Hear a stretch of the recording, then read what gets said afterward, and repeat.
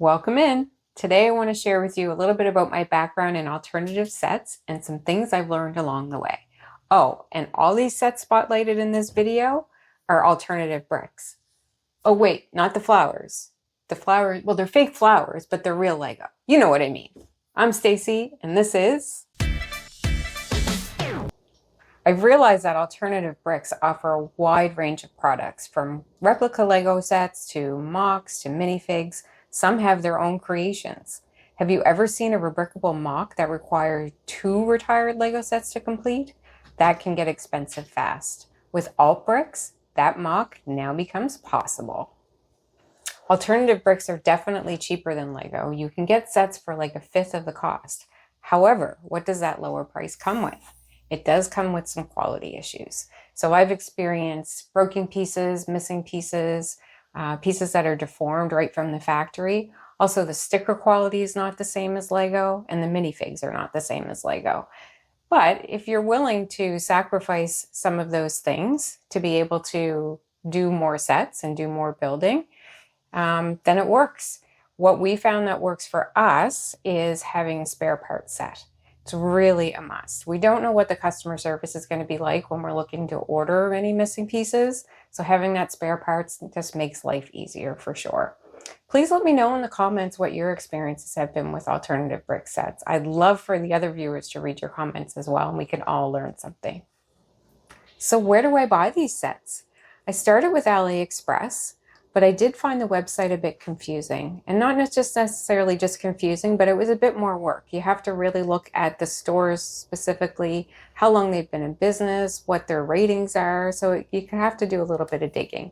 Since found some other resellers like Joy, Yumco, Joy Toy.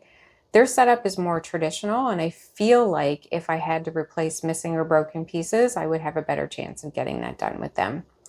You may need to create an account with some of these resellers in order to view all of the inventory. And the prices for all these resellers are very comparable to each other. If something seems much higher than another place, then it's usually because shipping is included. On the note of shipping and tracking, with AliExpress, I do find that it can be a little bit stressful because you may not get all the tracking information all along the way. And I've got everything that I've ordered and haven't had any issues, but just the not knowing sometimes, like I said, can be stressful. With the other resellers, I haven't had that issue. Now, we've shown you a lot of replica sets, for example, but there are resellers that sell their own creations. For example, this licensed F1 Alfa Romeo by Kata. My husband built this one. Definitely a more difficult build, probably one of his most difficult builds, even though he's really good with Technic. Says it's well worth the $160 that he paid for it. Something else I wanted to mention about the shipping is the packaging.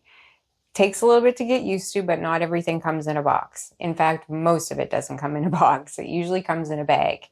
Very well wrapped and tightly wrapped, so they're smaller packages usually. However, because it's bagged up like that, you may experience like bent base plates. I found an easy fix with that is really hot water or a heat gun to straighten it out. Another thing I wanted to mention is resources. Being newer to alternative bricks, I found the subreddit Lepin a huge help along the way. They have a starter guide pinned right to the top, and it's a wealth of knowledge. As well, you learn a ton of information from the alternative brick community.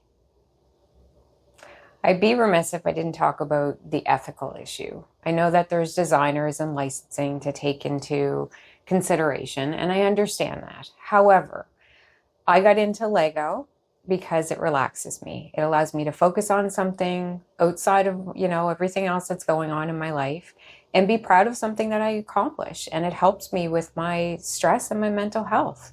And I like to build. I like to build a lot. And at the price of Lego, I just can't afford to do that and build as much as I want to. Would I prefer to do Lego? Absolutely. Who wouldn't? It's a great brand. But like I said, I feel like I'm being priced out of it.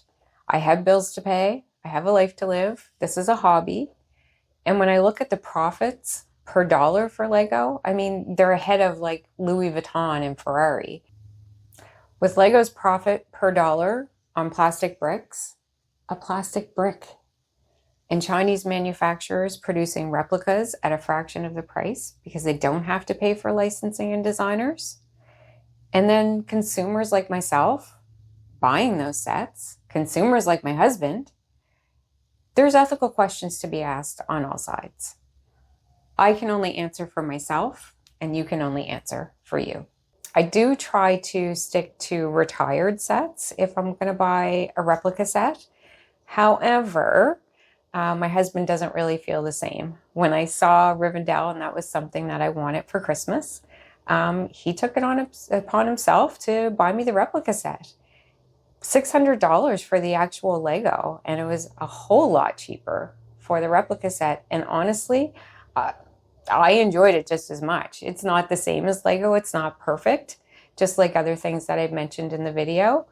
But for me, it helps me with my mental health and helps me with my stress, and that's what I want it for. And I'm still proud of how this turned out. It's beautiful.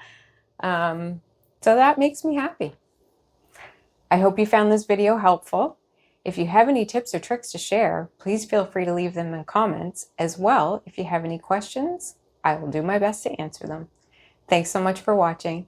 Please hit that like and subscribe on your way out. Until next time, keep clicking those bricks.